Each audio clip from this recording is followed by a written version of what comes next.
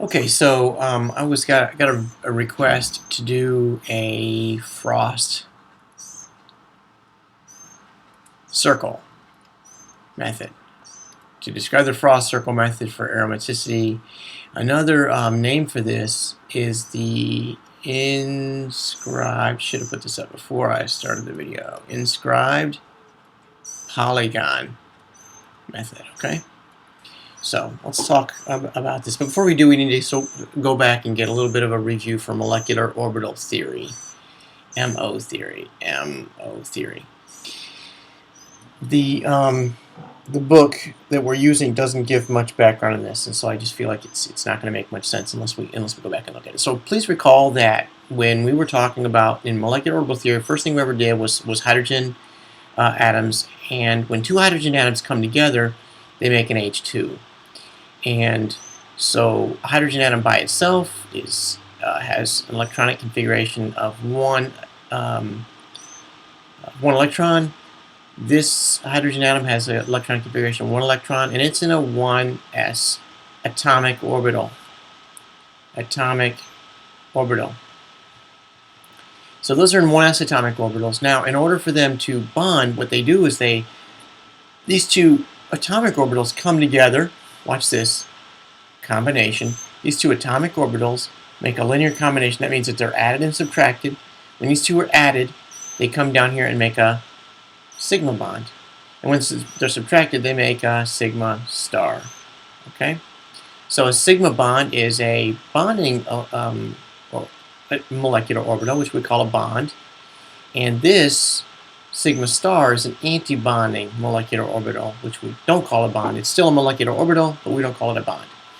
So please recall, that a molecular orbital is a bond, or a bond is a molecular orbital. Not all molecular orbitals are bonds. Some of them are empty, in which case it's not a bond, and some of them are anti-bonding orbitals, in which case, of course, they're not bonds. But either way, this hopefully looks familiar from Gen Chem maybe 2, molecular orbital theory. So then we do a little more elaborate example with oxygen. So recall we did here oxygen, two oxygen atoms. I'm not showing the 1s core electrons for the oxygen atoms, but for the valence electrons, you recall that the electronic energy diagram for this is that we've got two S's. What is oxygen? Gosh, I've forgotten that. I think oxygen has 16,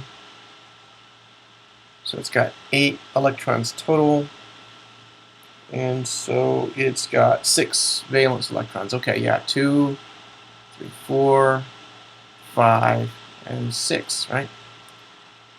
2, 3, 4, 5, and 6. So what happens with these guys is that these electrons both go into, right, bonding and anti-bonding sigma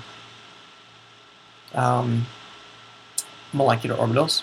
These guys, so now I've got 4 more electrons, 8 more electrons. They've got to go over here. So we've got, with an O2, we've got, I'm gonna do 8 total. 2, 3, 4, 5, 6, 7, 8. Okay, so 1, 2, 3, 4, 5, 6, 7, 8. All right, so, and this is where we got bond order also. Bond order. You may recall that bond order was the number of electrons in bonding. A number of pairs of electrons in bonding molecular orbitals minus the number of electrons or pairs in non-bonding or anti-bonding molecular orbitals. Okay, that was where we got bond order. I don't want to make a big deal about that right now. I really don't want to talk about it, but all right, so bond order. All right, but you need all this to recall. And by the way, this was the explanation of why oxygen actually repels a magnetic field, is because it's got unpaired electrons. When we draw the Lewis dot structure for oxygen, we draw that.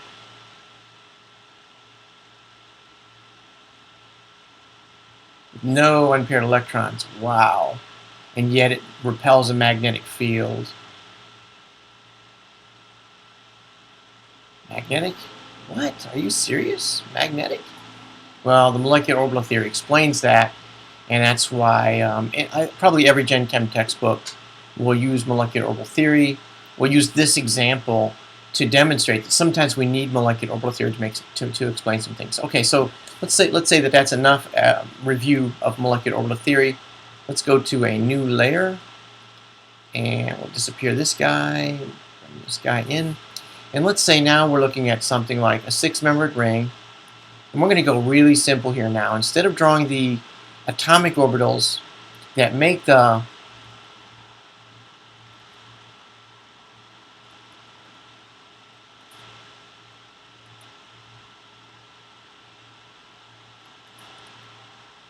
molecular orbitals, instead of drawing those, we're simply going to draw the molecular orbitals or the energy locations for those molecular orbitals. And to do so, we're going to take a circle, and we're going to say how many pi, in this case, how many pi atomic orbitals do I have?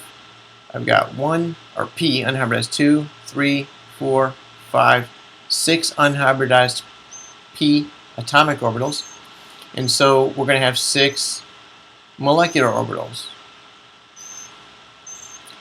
And when they come together, so to describe this bonding, so what we're going to do is we're going to take a circle, and then we're going to take the polygon that corresponds with this many molecular orbitals, which is almost always going to be the shape of the molecule itself that we're looking at.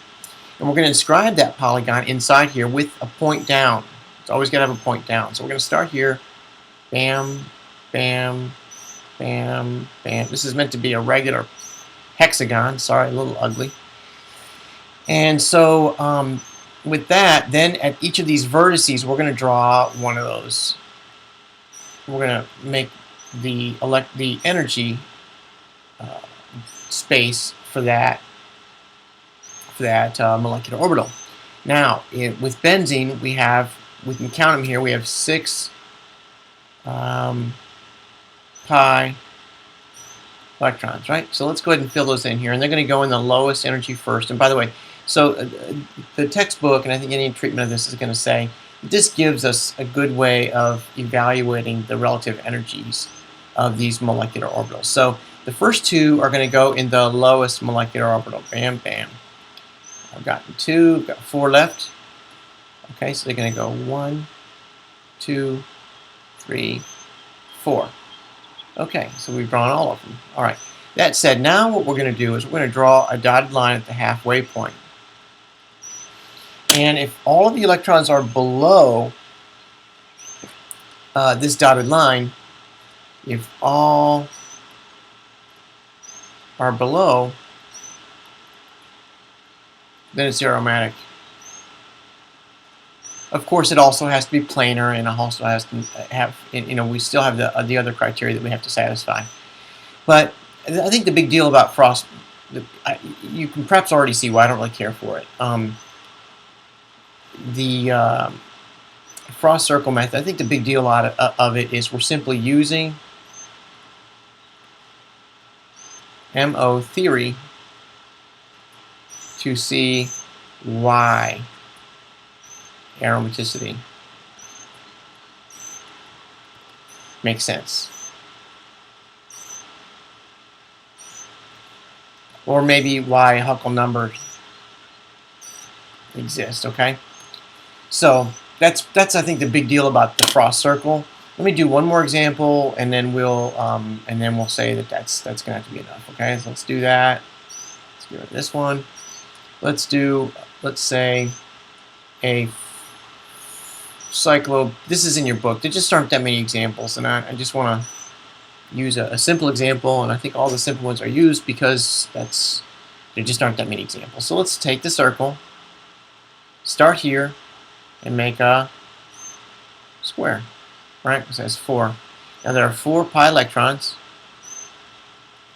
Okay, so boom, boom, boom. All right. So what we have here is two of them go here, boom, boom, and that. This guy's go here. And you see that when we draw the dotted line, they are not all below. Therefore, it is not aromatic. Okay, it's actually anti-aromatic for reasons which we can appreciate from another section. So, okay, well, I hope that's helpful. We can talk more about this in class if you like. That is frost circle.